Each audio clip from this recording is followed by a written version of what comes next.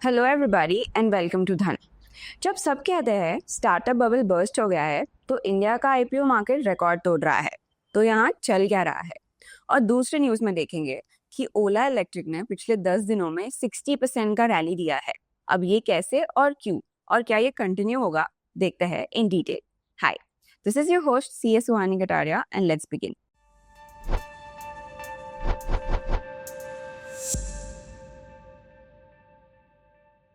आज की पहली न्यूज, इंडिया ने यूएस और चाइना को पीछे छोड़ दिया है आईपीओज में।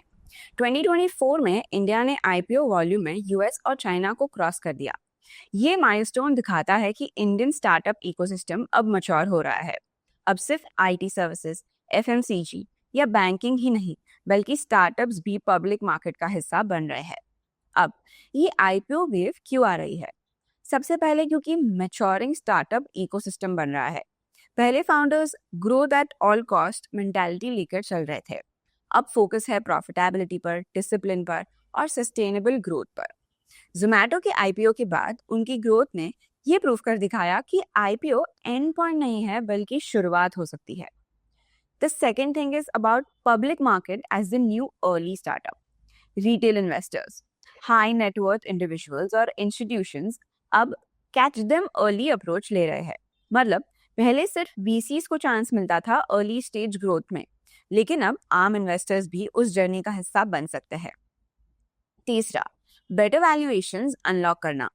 वीसी फंडिंग के लेट स्टेज में फाउंडर्स को ज्यादा dilution and tough terms face करनी पड़ती है। आईपीओ से उन्हें क्लीनर और लॉन्ग टर्म इन्वेस्टर्स मिल रहे हैं, जैसे म्यूचुअल फंड्स, पेंशन फंड्स और आम पब्लिक। उसके बाद आता है regulatory and market tailwinds. SEBI confidential filings जो 2023 से चल रहा है, उसमें startups quietly IPO papers file कर सकते हैं, जिससे उनका प्रेशर कम हो सकता है। एंड वीसी फंडिंग भी स्लो डाउन है। ग्लोबल लिक्विडिटी टाइट है, इसीलिए फाउंडर्स स्टॉक मार्केट में रुक रहे हैं। Lastly, retail participation boom. Demat accounts और यूपीआई ने आम इन्वेस्टर्स को भी आईपीओ में एक्टिवली शामिल कर दिया है। अब FY25 का कैपिटल स्नैपशॉट देखते हैं। स्टार्टअप्स ने 44,000 करोड़ मतलब ऑलमोस्ट $5.3 बिलियन रेज किए हैं through IPOs, FPOs and QIP से। पहली बार fund raising is greater than private fund raising. Early investors ने 20,000 करोड़ की सेकेंडरी एग्जिट्स ली है। म्यूचुअल फंड्स ने स्टार्टअप होल्डिंग 10% से 14% तक बढ़ा दिया है। तो ये क्लियर सिग्नल है कि इंडियन स्टार्टअप्स अब सिर्फ वीसी पर डिपेंडेंट नहीं है बल्कि पब्लिक और इंस्टीट्यूशनल कैपिटल पर भी भरोसा कर रहे हैं। अब देखते हैं आईपीओ वेव को ड्राइव करने वाले कौन से सेक्टर्स थे। अगर फूड और डिलीवरी में बात करें तो वो स्विगी और जोमैटो है।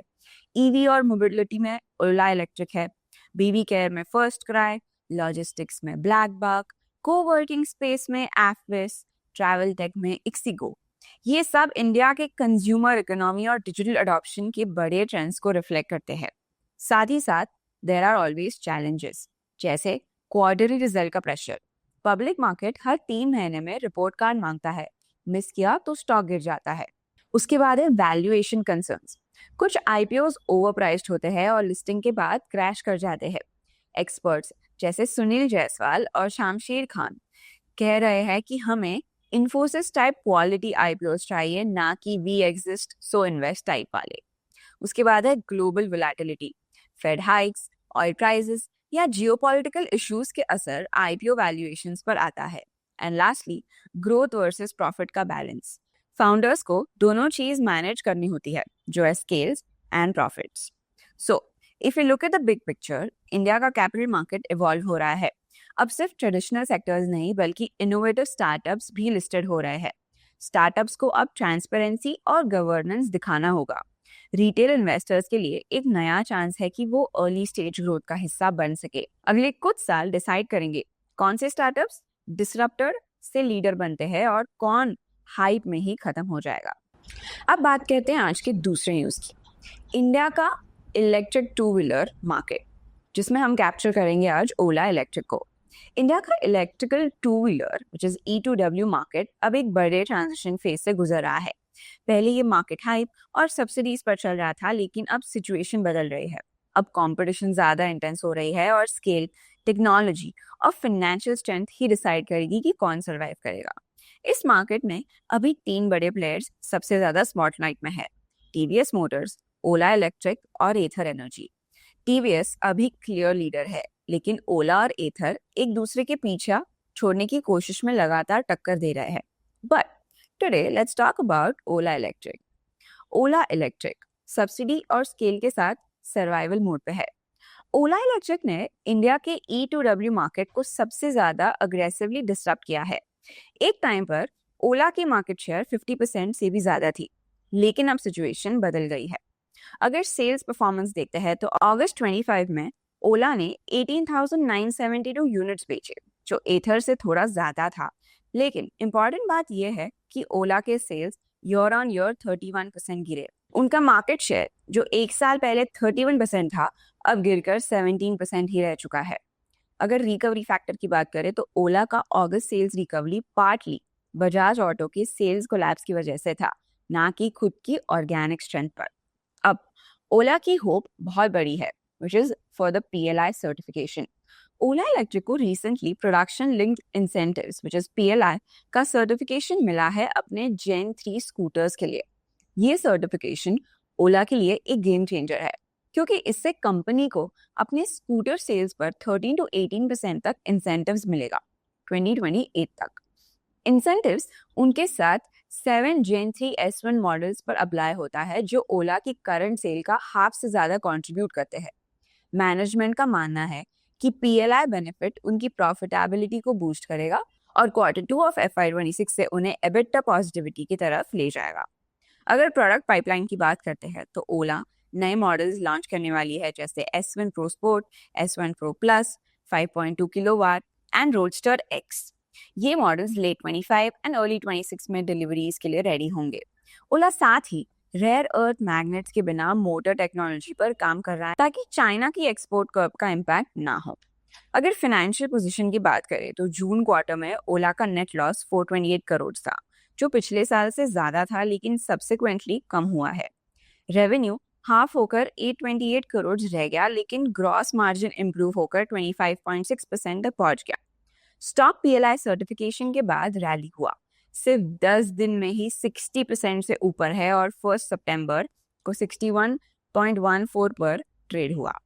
जो रिटर्न्स दिए है वो पिछले 10 दिनों में काफी ज्यादा रहे हैं। But will it continue to give these returns? We honestly don't know, because industries के कुछ बड़े चैलेंजेस है, जैसे rare earth magnet storage. China के एक्सपोर्ट कर्व्स की वजह से EV इंडस्ट्री को मोटर्स बनाने में प्रॉब्लम आ रही है।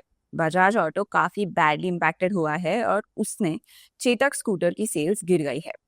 एथर और TVS ने भी वार्निंग दी है कि अगर शॉर्टेज लंबी चली तो प्रोडक्शन कट हो सकता है। जो अगला चैलेंज है वो है सप्लाई चेन डिसरप्शन का। अगस्त में पूरी इंडस्ट्री के सेल्स 1 लाख यूनिट से नीचे गिर गया, जो मई के बाद पहली बार हुआ।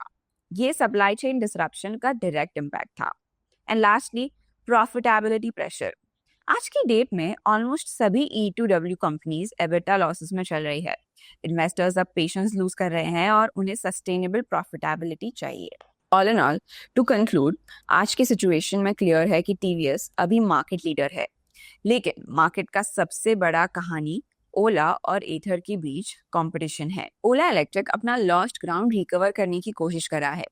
PLI इंसेंटिव उनके लिए एक लाइफलाइन बन सकता है, जो उन्हें प्रॉफिटेबिलिटी के करीब ले जाएगा। अब चलते हैं न्यूज फ्लैश सेक्शन की ओर, जो आपको स्कैनएक्स की न्यूज टैब के अंदर न्यूज फ्लैश सेक्शन मिलेगा। जैसे India to continue 70% incentives for semiconductor projects, plans to expand design-linked benefits. The Indian government will continue providing up to 70% of total project cost as incentives for critical semiconductor production projects, combining 50% central government support with 20% state government incentives.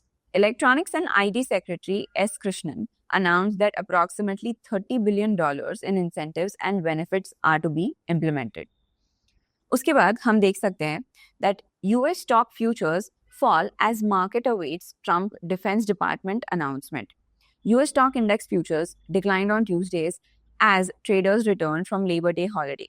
S&P 500 futures dropped 0.8%, Nasdaq 100 futures fell over 200%, and Dow Jones futures decreased by 0.6%. President Trump is scheduled to make an announcement at 2 p.m. local time, reportedly related to the Department of Defense.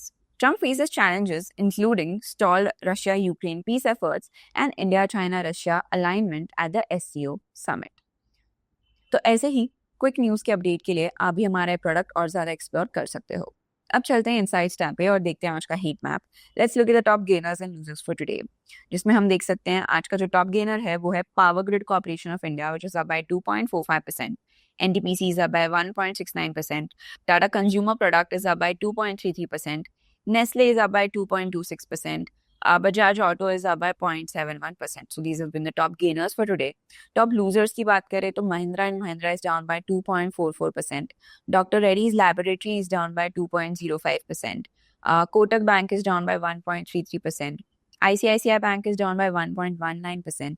And Tata Motors is down by 0.83%. So these have been the top gainers and losers for today. अगर FII-DI data की बात करते हैं तो as of 1 September 2025, FII ने selling की है of 1429 crores and DI ने बाइंग की of 4344 crores. अगर MTF Insights की बात करते हैं as of 29 August 2025, the industry MTF book stands at 93,859, जिसमें 5,137 करोड़ पोजीशंस ऐड हुए हैं, 5,494 crore positions liquidate हुए. So the net book liquidation is of 356 crores. अगर आज के टॉप डिलीवरीज की बात करें तो आज की टॉप 5 डिलीवरीज है sun pharmaceuticals, HDFC bank, power grid corporation of India, Kotak bank and ITC, which range from 80% to 70%. अब चलते हैं धन चार्ट्स पे और एनालाइज करते हैं निफ्टी 50 को। तो जैसे हम देख सकते हैं कि आज भी एक रेड कैंडल बनी है, जो कल का एक अच्छा रैली हुआ था, उसमें फिर भी आज थोड़ा सा नीचे आए हम।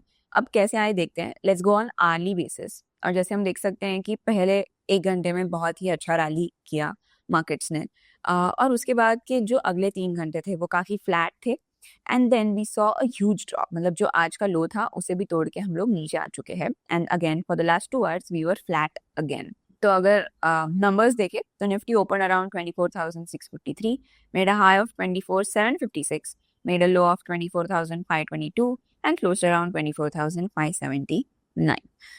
Nifty is down by 45 points today. आज निफ्टी का एक्सपायरी भी था, that is why we could see a lot of volatility.